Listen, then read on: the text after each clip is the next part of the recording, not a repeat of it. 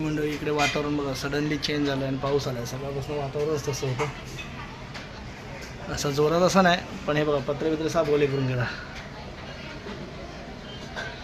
हा हा, काय वातावरण काय चेंज होत आहे काय समजत नाही. दिवाळी झाली तरी पाऊस आहे.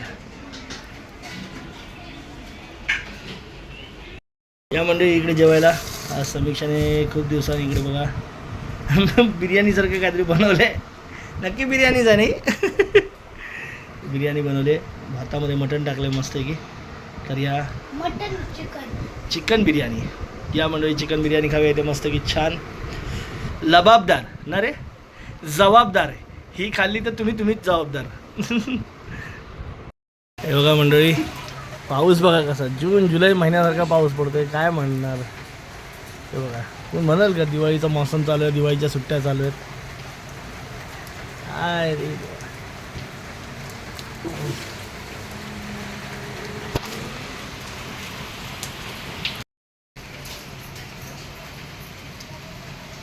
मंडळी भर दुपारी बघा पाऊस आला आहे आणि बघा आमची तूर बघा पूर्ण बहरली पूर्ण फुलं आली आहेत.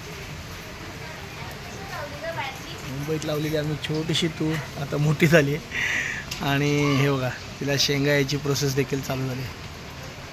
बघा ही शेंग आपण तूर डाळ करतो त्याची ही तूर शेंग त्याची. आता बऱ्याच दिवसांनी याला काय काय लोक उकडून देखील खातात तुरीच्या शेंगा. बहरली बघा कशी आहे पूर्ण. आता बऱ्याच ठिकाणी शेंगा पण आले.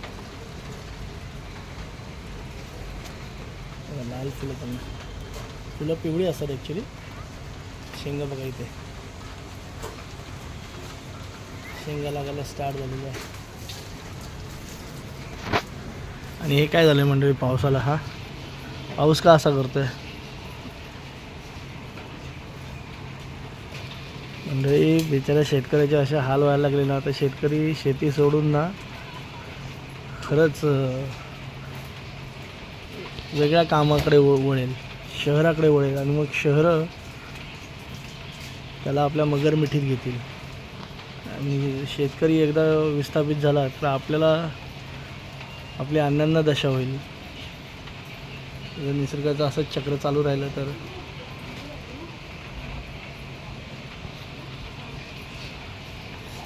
तिकडे विदर्भात ज्या सोलापूर ते असा त्या पट्ट्यामध्ये मागे अतिवृष्टी होऊन त्यांचं नुकसान झालं. त्यांचं पीक सगळी नगदी पिकं सगळी वाट लावली.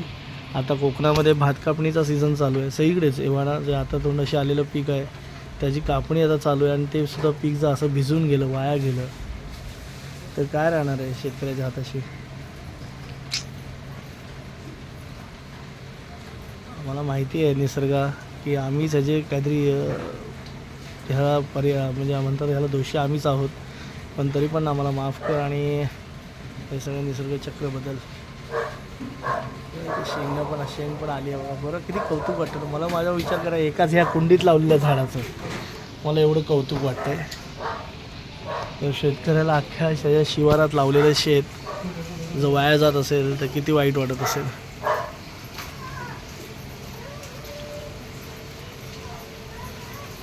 बघा माझ्या ह्या तुरीच्या शेंगावर कुणाचं पोट नाही भरणार किंवा माझंसुद्धा पोट नाही भरणार.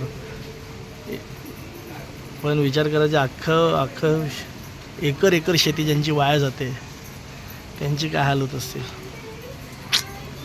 असो पण आता हे ॲक्च्युली हे असं हे वळवाचा पाऊस म्हणा काय म्हणा आजारपणाला पण निमंत्रण देण्यासारखं आहे.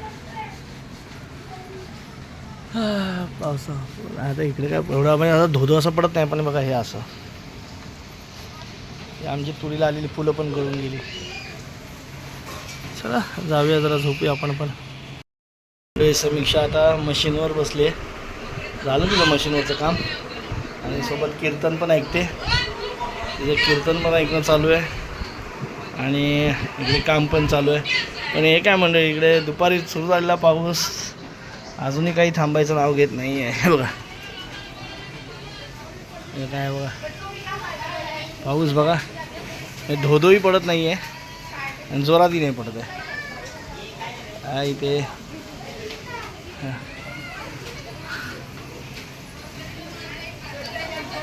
मंडळी मला वाटतं ते शक्ती वादळ काहीतरी शक्ती वादळासारखं निर्माण झालं असं बातम्यांना ऐकलं आहे. कमी दाबाचा पट्टा चालू झाल्यामुळे समुद्रामध्ये शक्ती वादळ निर्माण झालं आहे. बापरे, आता किती मला मंडळी काय माहिती का, सकाळी दूध वाटायची पण चिंता पडते. दूध कसं वाटायचं. पाऊस म्हणलं मला लई कंटाळा येतो आजकाल.